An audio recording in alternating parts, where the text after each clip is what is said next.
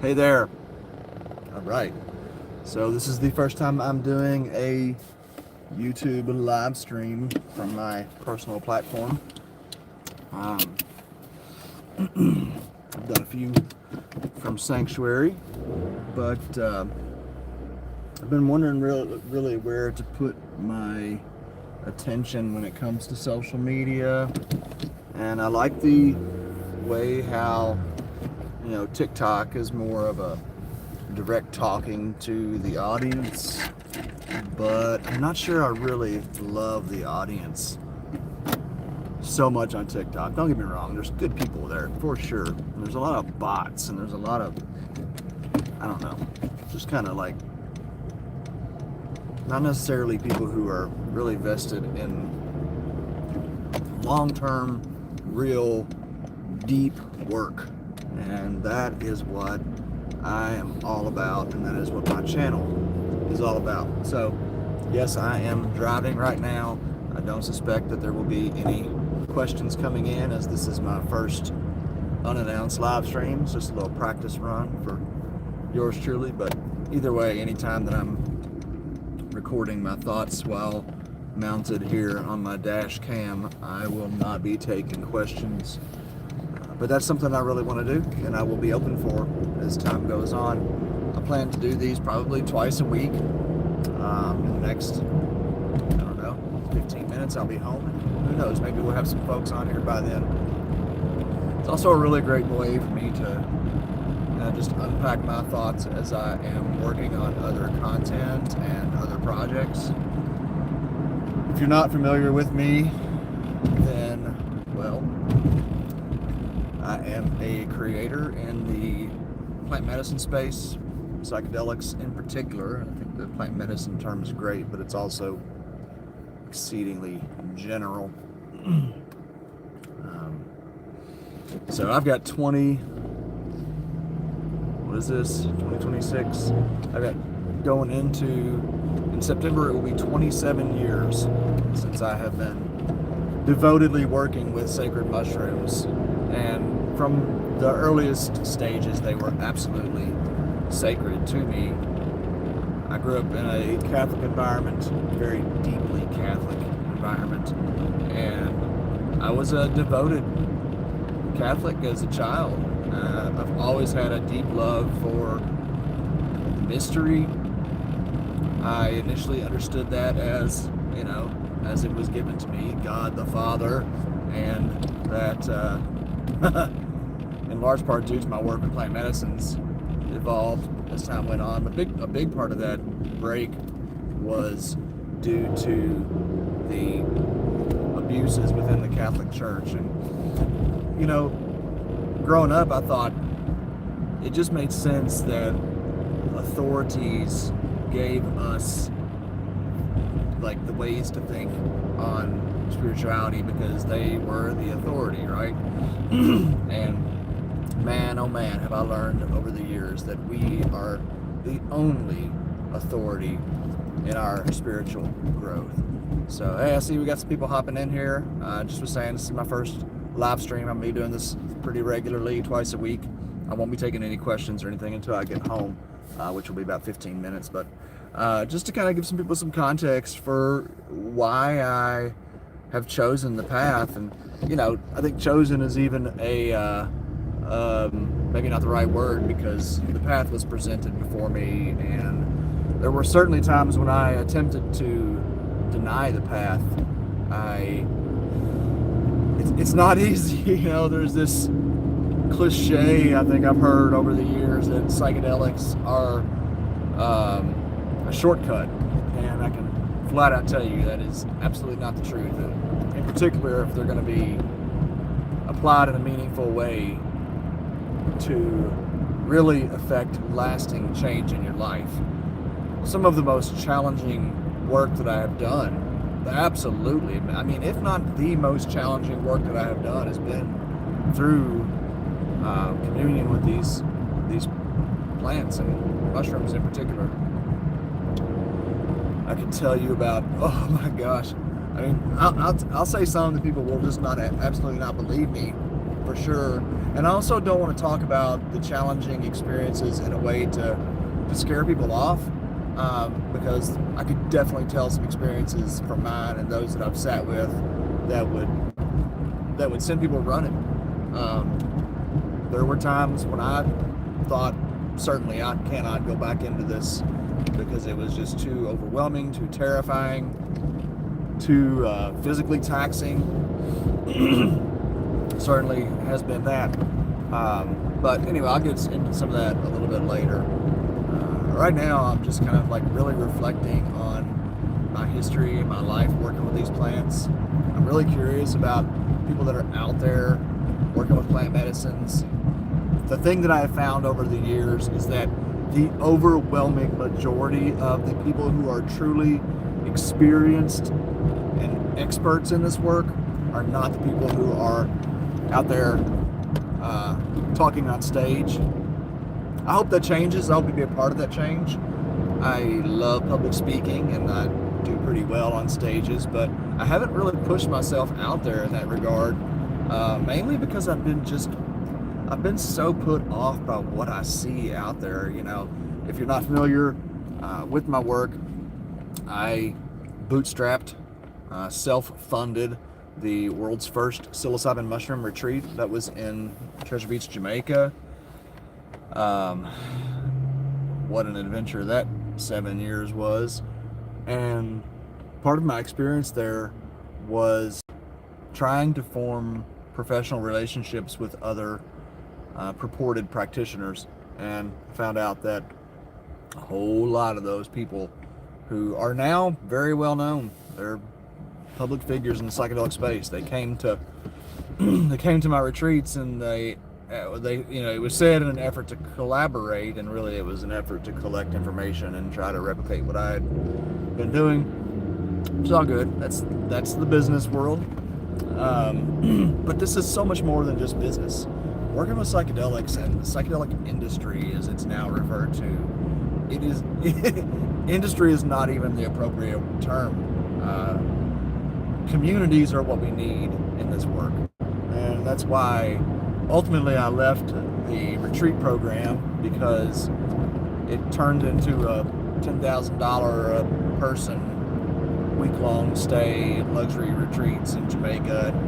That's just not what I'm here for. I don't have a problem with that necessarily. I think that's great to have that option. But if we can't create an option that is also accessible to the general population, then it's not really in the spirit of healing. It's not really in the spirit of these medicines.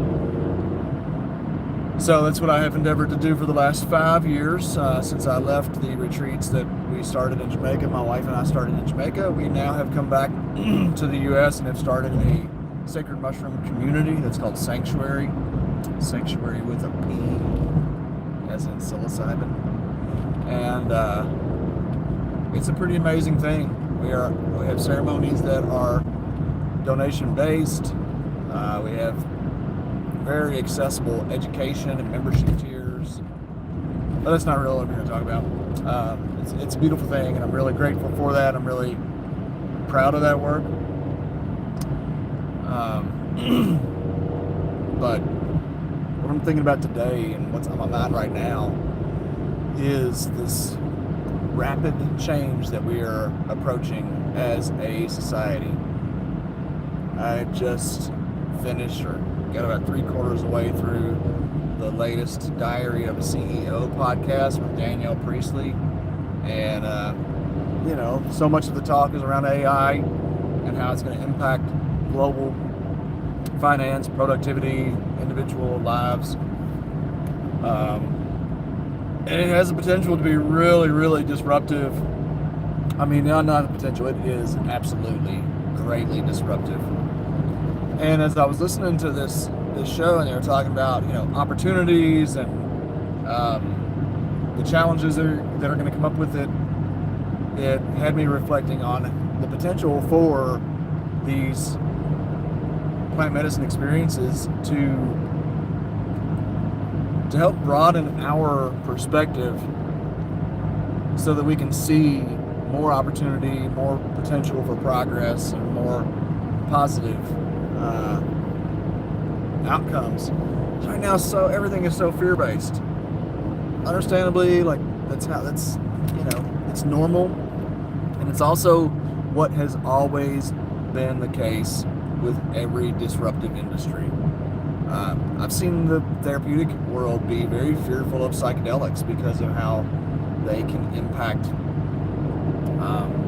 the hourly therapy process. And even now, I was talking to a friend of mine out in Oregon yesterday, and a third of the psilocybin treatment centers that have opened in Oregon closed last year. A third of them closed because it's too expensive. That's basically it. It's just too expensive. You got to pay $1,000 to $5,000 for a single session. The facilities themselves have to pay ridiculous licensing fees and maintenance and all kinds of requirements for how those facilities are structured. And when the reality is, anybody in a safe, thoughtful, intentional way can work with these medicines and have outcomes that surpass anything that they have experienced in their years of therapy. I've seen that countless times. I couldn't even tell you. Like in my years right now, I'm probably at about 4,000 individual doses that I have administered. In Jamaica, I had documented 1,000 clients.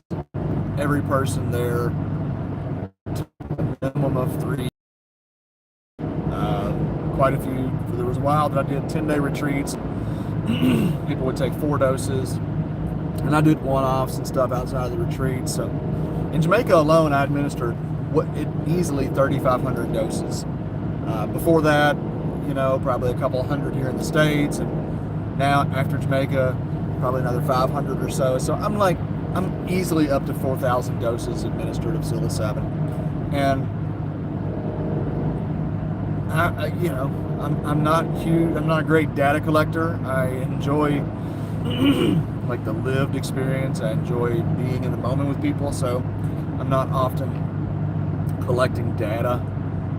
But I'd say that it's probably safe to say that out of those 4,000-ish people, that 90% of them have had exceedingly positive, life-changing experiences.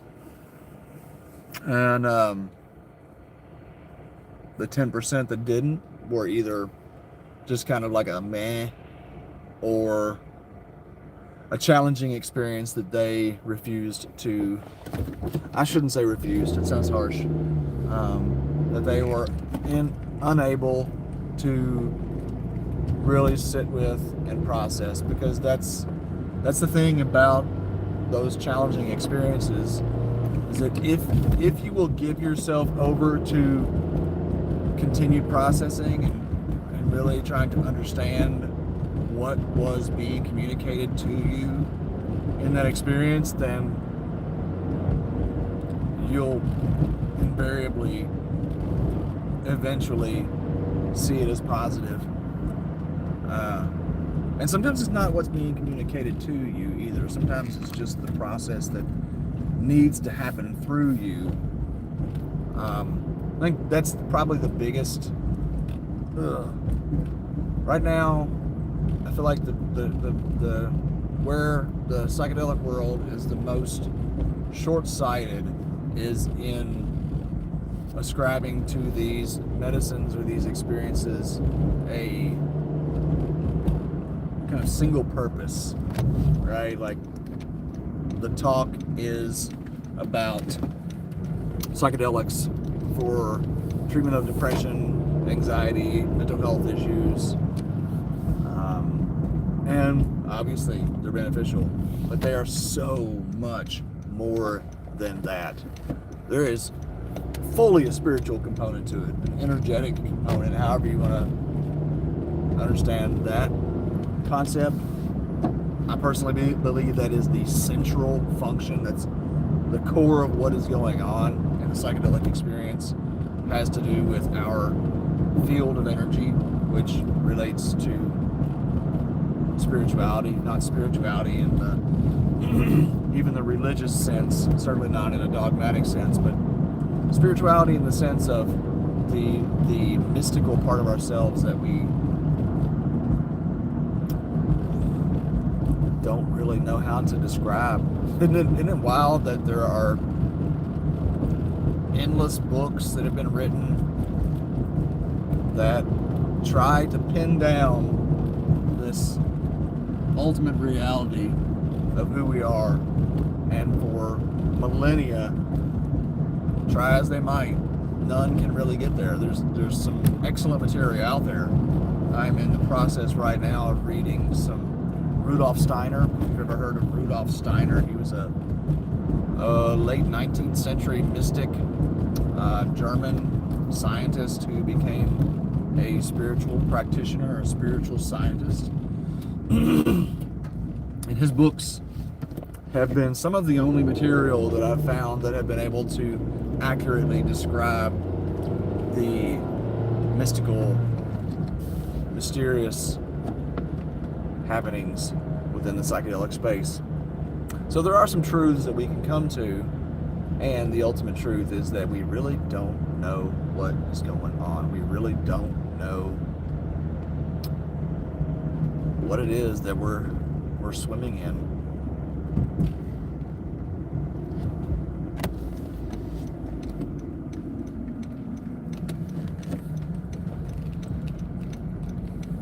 What I was reading last night that he was talking about that really struck me and feels really powerful even in this moment is that everything that we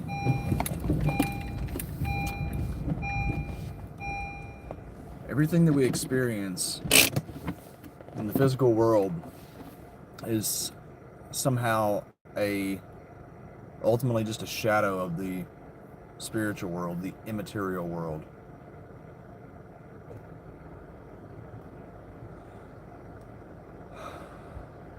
If you think about that, and this is absolutely an experience that has been real to me in working with the mushrooms. You see things happening, you have experiences, and we ascribe to them these kind of three-dimensional qualities. We give them meaning and we say all this stuff, but the truth is that there's something happening behind the scenes that we simply cannot fathom. It gives a whole new interpretation of the concept of purpose. And what's the purpose? All right, I'm gonna flip off here my Bluetooth and head inside. Y'all can walk with me. There's nobody here right now, and that's okay. Like I said, practice run. But I'm gonna walk inside and make me a smoothie for my after workout refreshment.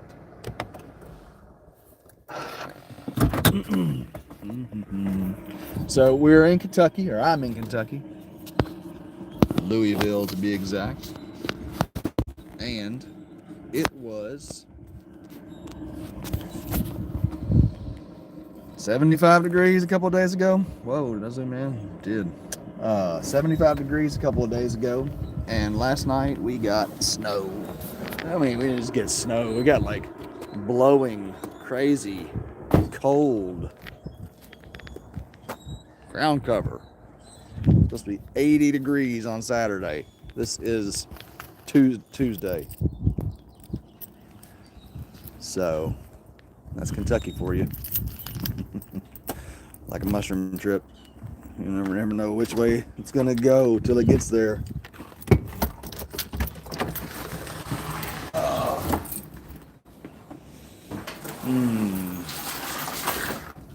love my home. I love my dog. I see people popping in and out.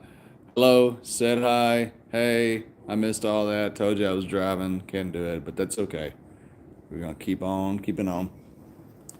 I am no stranger to trying new things. Falling on my face. On me, my dog. Those of you who don't know Cosmo. Cosmo's a great little trip companion too. Hey, buddy. Come say hi. Come on. Who's your buddy? Cosmo, he's a pug. He's a pug mix. He's a pug mix. Yes. Pug pit mix.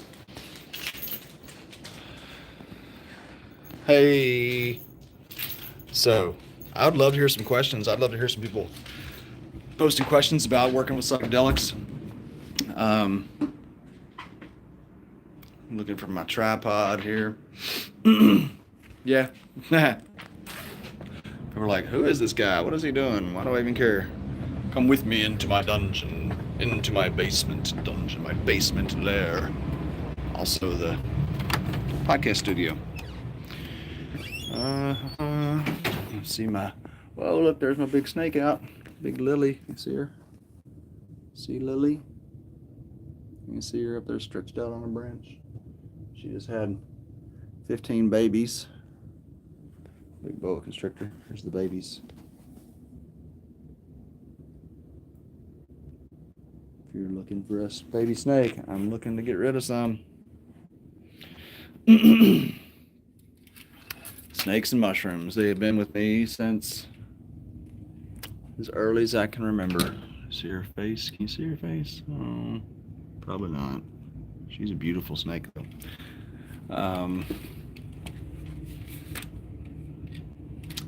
Oh, gosh, she's pretty. That was a transformative moment in my work as well. So, since forever, I've been in love with animals. I love my animals. I always have. And from a very young age, it was snakes.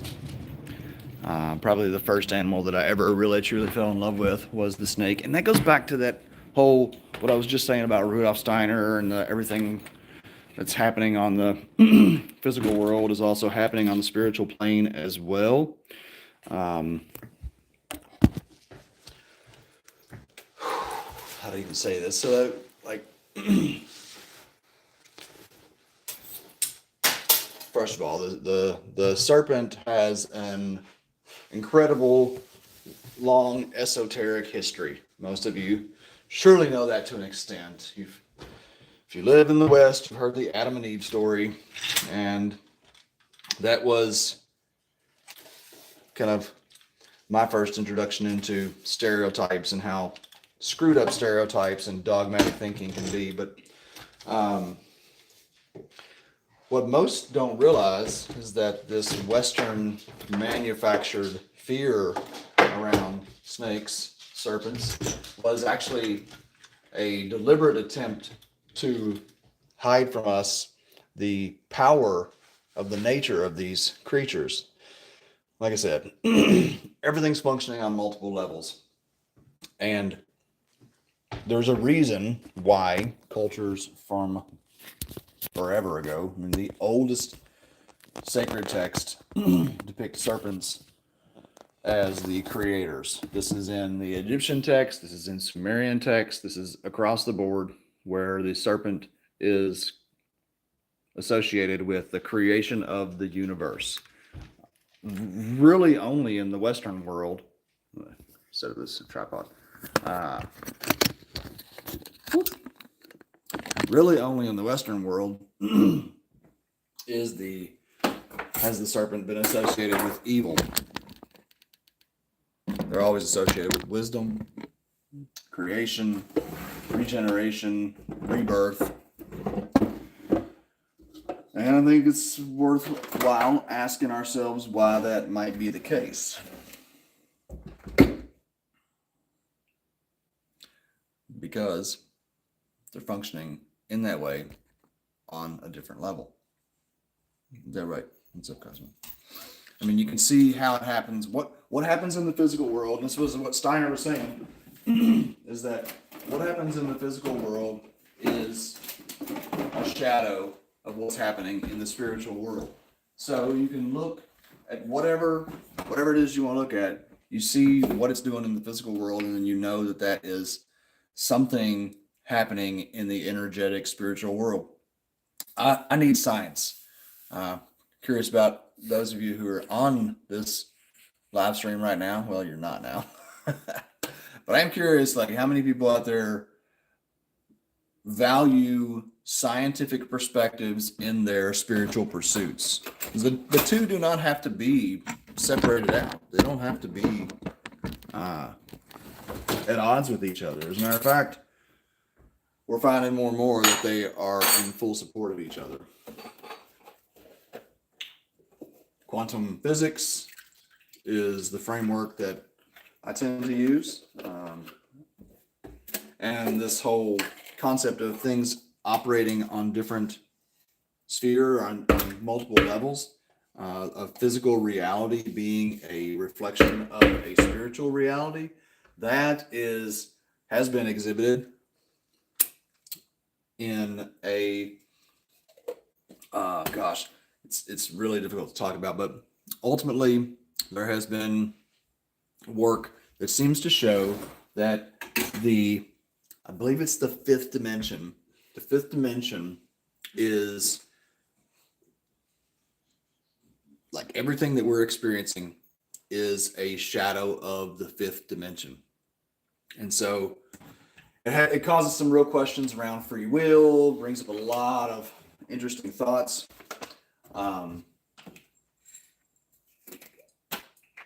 About what is reality. Some very important considerations there. But, maybe you don't care. Maybe that's not for you. Maybe you just want to not think about the deeper things in life. For me, it's just impossible at this point. You can't consume hundreds of doses of psychedelics and not have some drive, curiosity towards what's going on the other side. Because when you experience it in that raw, real sense that there is another reality over there, then yeah, you stay curious. There's some pretty interesting stuff coming out about the studies around DMT and the experiences with beings and entities over there. But here's the deal. This talk doesn't mean that we have to live in an ungrounded or kind of head in the clouds, woo-woo way. It's interesting to note that NASA was founded by occult scientists, that the people who build some of the most advanced technology have been saying for literally hundreds of years that they're talking with entities on the other side, intelligence on the other side. Franz Crick, who identified the structure of DNA, he received that information on an LSD trip. So there is something that's over there that's piercing through the veil and communicating with us. And my life's work is all about exploring that and helping to bring that into a rational, grounded, intelligent practice that helps to improve the quality of our personal lives, which then helps to improve the quality of the wider world. So I'm gonna go ahead and make my smoothie. It's been a little 30-minute run here. Not sure. It's as much for me as it is for you. So I hope anybody that's watching this, just like, I guess my desire is twofold. For my own personal practice and developing this channel, and to hopefully create a space where folks who are similar minded, where maybe you feel like there isn't somewhere that you can explore deeper, challenging material and then apply that into your personal life for your 3D world development. All the psychedelic work in the world, all the spiritual work, it doesn't matter if it doesn't translate into a healthy, lived human experience that's benefiting the quality of life for people around us. So I'll be back.